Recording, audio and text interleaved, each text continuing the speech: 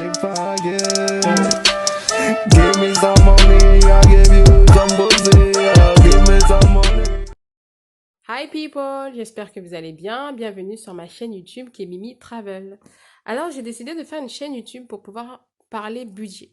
Pourquoi? Parce que ça fait un an, voire un an et demi que je suis au Canada, plus exactement à Montréal.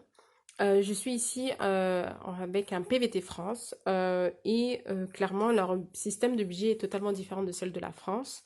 Dans l'entreprise dans laquelle où moi je suis payée aux 2 semaines.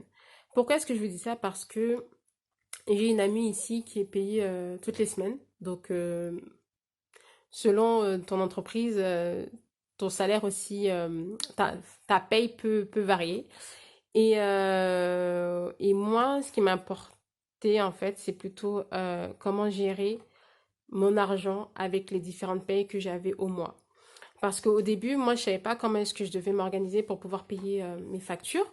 Je me suis dit, est-ce que je dois prendre une facture complète pour pouvoir payer mes factures ou pas? Et il s'avère que non. On m'a plutôt conseillé de séparer, en fait, à chaque pays, de prendre une partie des factures pour pouvoir avoir cet argent de côté et aussi pour pouvoir profiter de son salaire. Parce que c'est clair que si tu dis que tu travailles seulement pour payer des factures, c'est très frustrant et c'est pas du tout agréable. Donc voilà. Donc c'est ça en fait. Et aussi, je voulais plutôt voir comment est-ce que je pouvais m'organiser à Montréal parce que je sais que quand tu es à Toronto ou autre, déjà le coût de vie n'est pas pareil et aussi et voilà quoi en fait déjà si tu sais que le coût de vie n'est pas pareil, bah ton salaire aussi ne sera pas identique et voilà quoi. Donc en gros, là ce que je voulais faire, c'est plutôt en fait euh, gérer mon argent au mieux sans pour autant être frustrée et aussi bah, diminuer des futilités entre guillemets. Par exemple, si tu dis euh, que je sors tout le temps pour parce que moi mon argent il partait tout le temps dans la nourriture et ça c'était vraiment pas du tout c'était pas du tout le mieux pour moi, mais voilà. En fait là ce que je voulais faire aussi c'était plutôt faire des enveloppes physiques et non virtuelles. Parce que là, vous voyez bien, Bills, ce sont des factures. Donc, ça reste une enveloppe virtuelle. Donc, je ne voyais pas l'intérêt de vous le montrer. Parce que le but, vraiment, c'est de savoir comment vous gérez votre argent physique.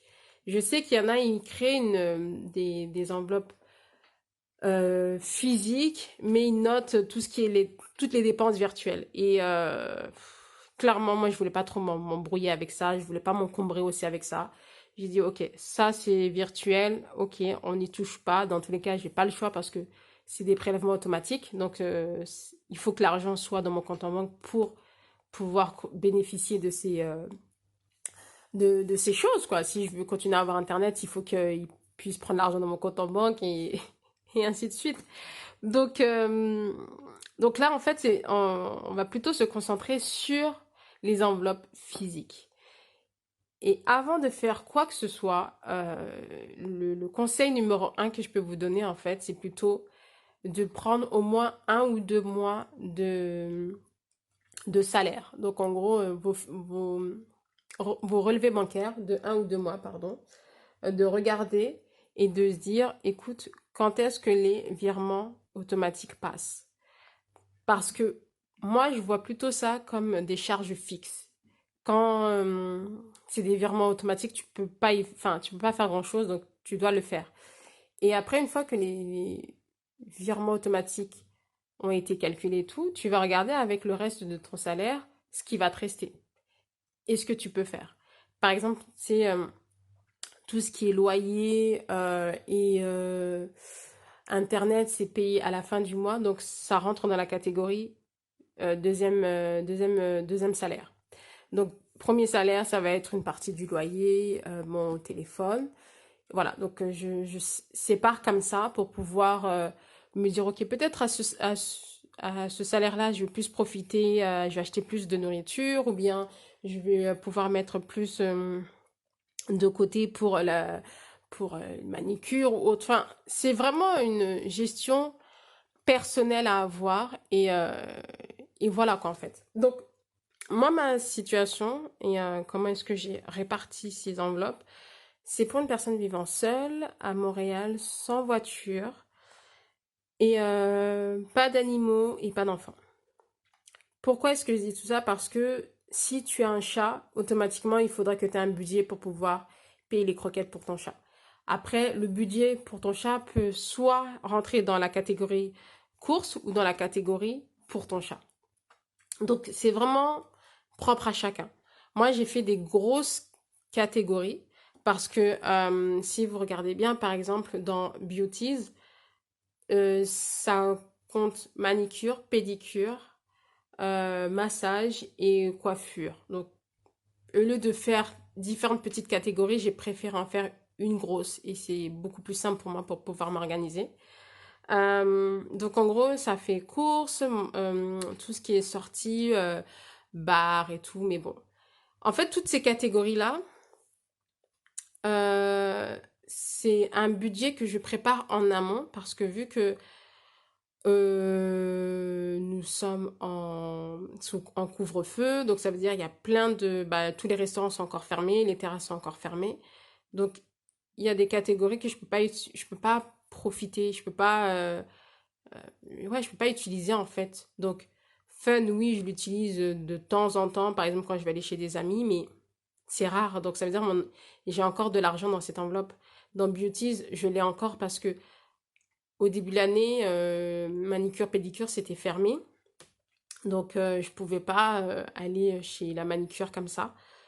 Mais j'ai quand même continué à mettre de l'argent de côté à chaque paye. Comme ça, au moins, si j'ai besoin euh, d'y aller alors que j'ai pas grand-chose dans mon compte en banque, bah, que je puisse prendre cet argent-là dans les enveloppes. Enfin, c'est vraiment en fait des catégories où je me dis, bah écoute, j'ai de la marge, j'ai au moins, on va dire, 4 mois de salaire ou 4 mois de budget. Et, euh, et au moins, je profite, ouais, je pourrais en profiter à l'instant T, quoi. Mais au moins, c'est pas parce que je suis, euh, on a des couvre-feux ou bien que tout est fermé chez moi que je vais pas quand même continuer à mettre de l'argent de côté. Enfin, moi, c'est comme ça que je me suis organisée et je trouve que c'est plutôt pas mal. Donc, voilà, j'ai voulu faire ça comme ça. Et je vais vous montrer plus tard, en fait, combien je mets dans chaque paye. Mais bon, les remplissages des enveloppes, on va le faire au fur et à mesure. Bah, 2 fois, quoi. Et je vais vous montrer aussi mon indispensable parce que j'avais vraiment besoin de ça, en fait, pour pouvoir débuter ça. Donc, c'est pas vraiment un filofax, mais bon, il appelle cash enveloppe wallet. Donc, en gros, il y a plusieurs compartiments et tout pour mettre des cartes, des pièces et tout. Ils te fournissent avec 12 enveloppes, 12 trackers, 12, enfin avec des étiquettes également, des grandes étiquettes ou des petites étiquettes. Donc là, c'est un compartiment. Et, euh, et voilà quoi, en fait, ce qui est intéressant, en fait, c'est plutôt d'être conscient dans quoi est-ce que tu dépenses ton argent. Et c'est vraiment ça que je voulais mettre un point d'honneur dessus parce que quand tu sais que tu... Bah, quand tu sais que tu vas sortir ton argent, tu vas plutôt réfléchir à plusieurs fois avant de faire quoi que ce soit. Parce que c'est bien beau d'avoir une carte bleue, oui, ça c'est bien. Mais ça, en tout cas, dans mon cas personnel, c'est que j'avais tout le temps tendance à dégainer ma carte bleue.